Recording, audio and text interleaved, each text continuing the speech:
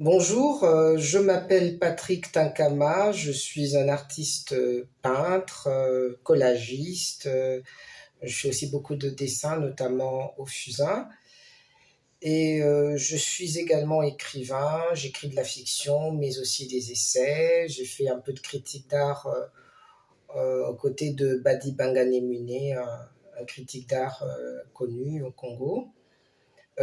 Entre 2009 et le début de l'année 2024, j'ai vécu en Afrique du Sud où j'ai exposé, j'ai participé et animé des ateliers.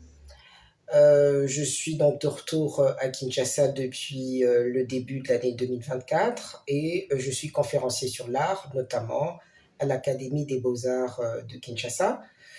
Comme écrivain, j'ai publié des nouvelles, de la poésie, et je suis également romancier. Mes romans sont encore en manuscrit, donc j'ai des projets de publication. Le projet actuel que j'aimerais développer grâce à la complicité de Grafouille tourne autour des migrations intérieures qui sont rarement représentées.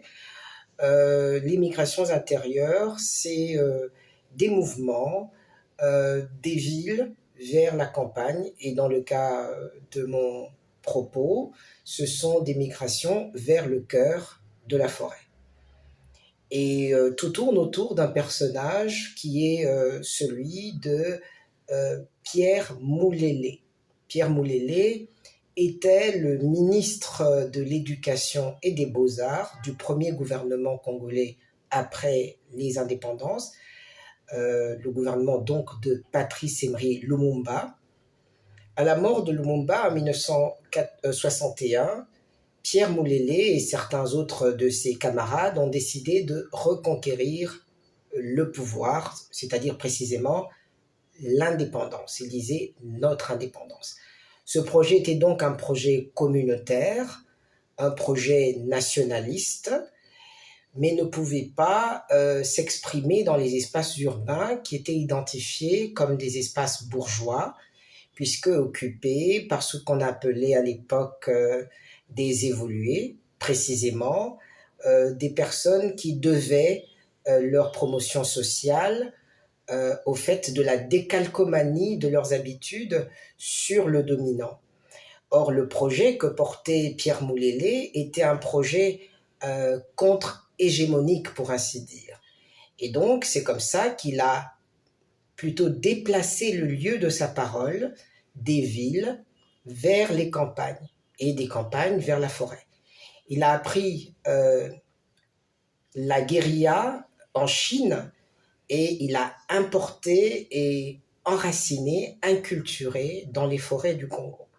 Alors c'est un personnage controversé parce que beaucoup de Congolais sont morts et ont vécu une situation très difficile sur le plan sanitaire et sécuritaire au cœur des forêts, quoique son combat était un combat salutaire pour la liberté. Et 32 ans de moboutisme n'ont pas aidé à améliorer l'image de Pierre Moulélé.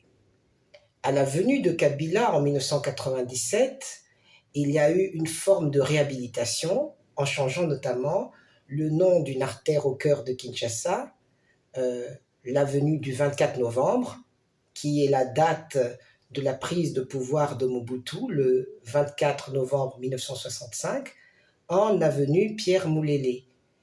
Mais ensuite, son nom est encore tombé en désuétude, et cette vidéo réactive en quelque sorte sa mémoire en racontant en 20 minutes les tenants et les aboutissants de cette rébellion, mais précisément en montrant comment la migration se fait des villes vers les campagnes pour se reconfigurer et travailler sur un terreau euh, plutôt rural, et montrer comment la forêt n'est pas seulement un ensemble d'arbres, mais également un creuset pour le souvenir. Et je me base également sur le travail de certains artistes, notamment les artisans paysagistes de Kinshasa, qui ne représentent pas la ville qu'ils voient, mais la mémoire des villages de Nsassa, qui a donné Kinshasa, et de Ntambo, qui a donné Kintambo, qui préfigure, ou plutôt qui montre ce qu'était le Congo avant la colonisation.